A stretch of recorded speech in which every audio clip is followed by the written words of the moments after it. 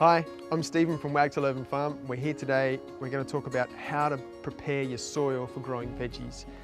Before we go into that, what I want you to do is, if you're watching this and you're thinking of starting a veggie garden, I want you to not make the golden mistake that everyone seems to make, and that is put the veggie garden right down at the back of the yard. You want to put it where the most sun is, because without sunlight, your veggies are going to fail. It's as simple as that. They run on sunlight. So make sure you've got plenty of sunlight. Go out there throughout the day and see how much sun is coming in. You need at least 10 hours of full sun really for good veggies. And also make sure you can get water there. A lot of people also make that mistake. They put a veggie garden in and when they can't water it or they can't irrigate it and we have a dry spell, the plants die. So those are the two really important things to make sure you get right. What we're going to talk about here is how important it is to prepare your soil for growing veggies.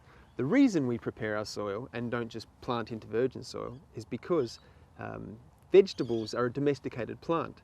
That is, our ancestors have taken wild plants and teased traits out of them that they prefer. Usually it's to make them bigger or sweeter or juicier.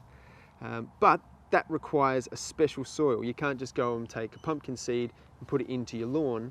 It's not going to grow. The soil is too compacted, there's not enough fertility in it. So we're going to talk today about how you can increase your fertility in your soil and make it ideal for vegetable growing. Right here we have a vegetable garden bed, nice, about almost 1 metre wide, a path on either side. We've just taken out the previous crop, which was corn. You can still see bits of corn hanging around. And you know what I'm about to show you, you can use in any soil type anywhere. You never have to bring in soil. You can always improve your own soil. Even if it's rocky, you can get the rocks out. If it's sandy, you can improve that. It doesn't matter. I hear a lot of people always say, oh no, I need to get soil because my soil's not very good. There's no such thing as a perfect soil ready-made. You have to make it yourself. So hopefully I can give you some tips on how to make your soil the best. So what you want to ensure is that any debris that's on the soil surface doesn't get mixed through the soil. The reason for that is the bacteria in the soil will try and break it down, but the bacteria in the soil needs nitrogen to do that, so they'll take it out of the soil. Of course, the plants need the nitrogen, so they're kind of being robbed of their food. So very easily, doesn't matter if it's a previous crop in a veggie garden bed or if it's a weedy bit of ground that you're about to turn into a garden bed, what you want to do is chop all those roots of the plants off and then just rake them away. You just want to lightly tickle the soil too. You don't want to be turning it over. Just clear all of that debris away.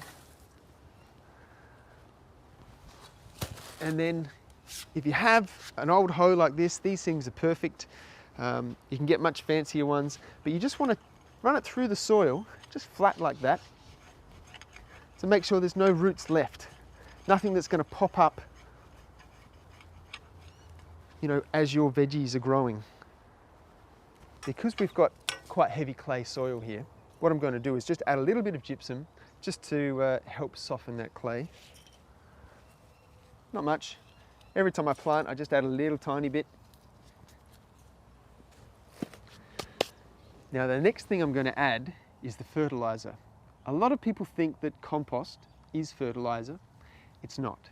It has some fertility in it, but you have to remember vegetables are very heavy feeders, so you need to add some sort of fertility to the soil pretty much every time you plant.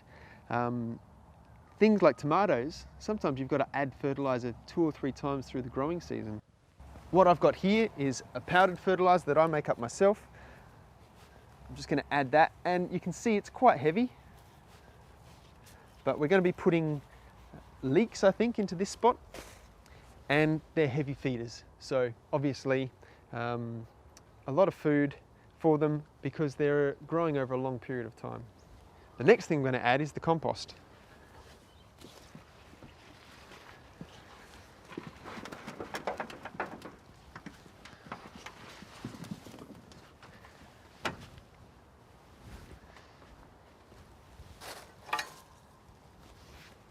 So we want to smooth the compost out, cover all that fertilizer, and then what I really want to do to make sure that the soil is nice and soft and deep down is fork it, but not fork it over.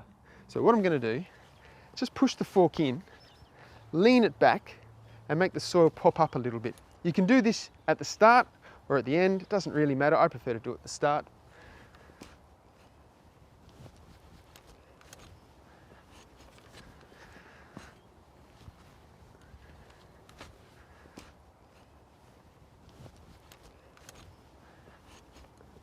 You can see I'm just pushing it down and leaning it back. I'm not trying to turn the soil over. It's really important to do this. It's like, for the seedlings growing in hard soil, it's like sleeping on concrete. It's not comfortable. Whereas if you sleep in a nice soft bed, you get a good night's sleep. You wake up feeling refreshed. It's kind of like the same for the seedlings.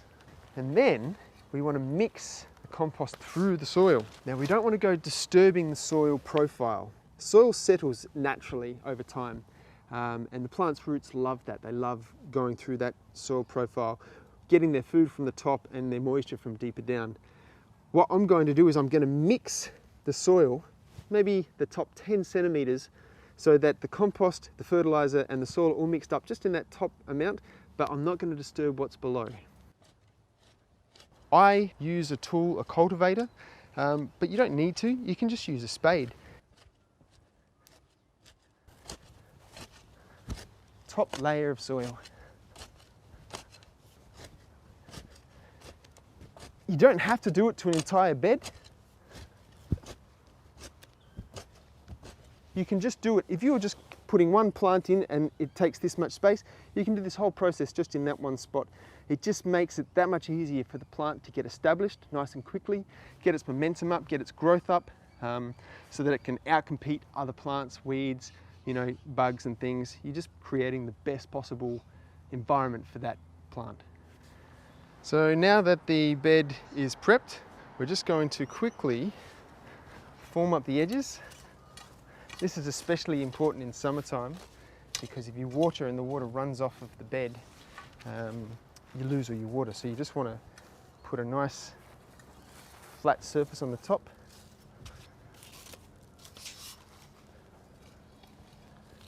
And then we can put the irrigation back down. So now that we've prepped the bed and made sure that we've got the fertilizer in there and smoothed it off, we can put the irrigation back on. Here what I'm going to do is connect it, turn the tap back on to make sure it flows. I've done that a few times and they haven't been watered. I'm going to peg the irrigation in place. This just stops it from moving around, you know, with the wind or when it heats up in the sun and then contracts at night.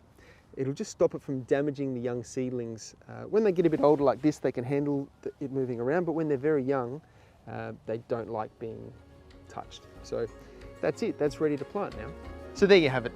The bed's prepped, it's ready to plant. The next step is working out what you're going to grow. Now, my suggestion is whatever you're going to eat is what you're going to really care for. So focus on that, do your research, get yourself a good growing calendar, one that's specific for your area. Hills are different to the plains and the coast is different again. So find something that's adapted to your site and you're going to have the best shot at growing the best healthy vegetables.